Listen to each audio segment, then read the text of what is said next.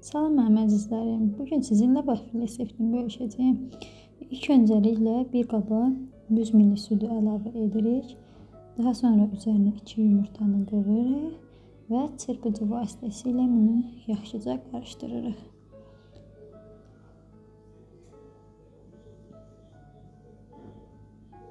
Tam qarışdıqdan sonra üzərinə 1 çimdik duz əlavə edirik və yaxud da 1/4 çay qaşığı.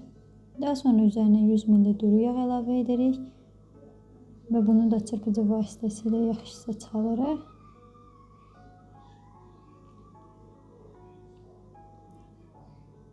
Sonra üzərinə 3 yemək qaşığı pesok əlavə edirik. Əgər siz istəsəz pesoku 4 və yaxud 5 və yaxud da daha az əlavə edə bilərsiniz. Bu sizin istəyinizdən asılıdır.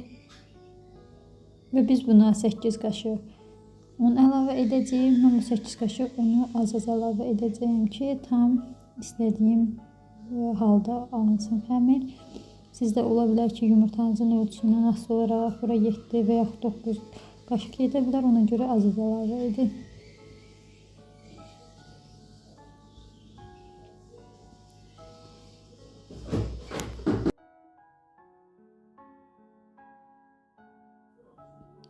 Eyni kütlə halını alıncaya tam qarışdırırıq.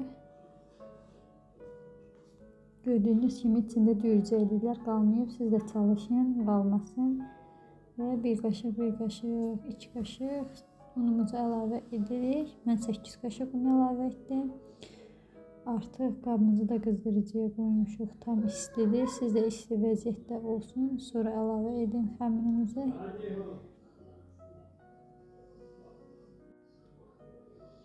Və formalarımızı əlavə edirik.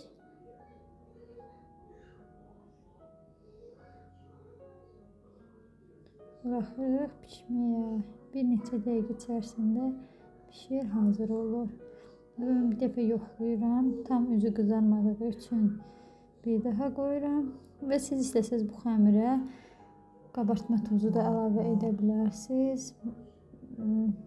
O sizin istəyinizdən asılıdır. Elə edəndə daha xırçıltılı olmur. Mən xırçıltılı sevdiyim üçün qabartma tozu əlavə etmədim. Əgər siz istəsəz əlavə edə bilərsiniz.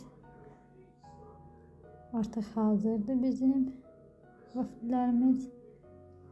İndi digər ikinci hissəni əlavə edirik pişməyə.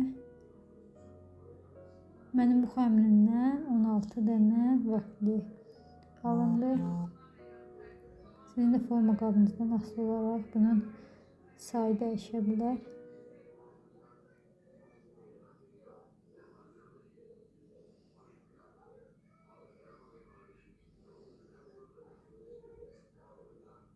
İndi sizə bölüb bunun içində göstərəcəm. Tam pişirdi.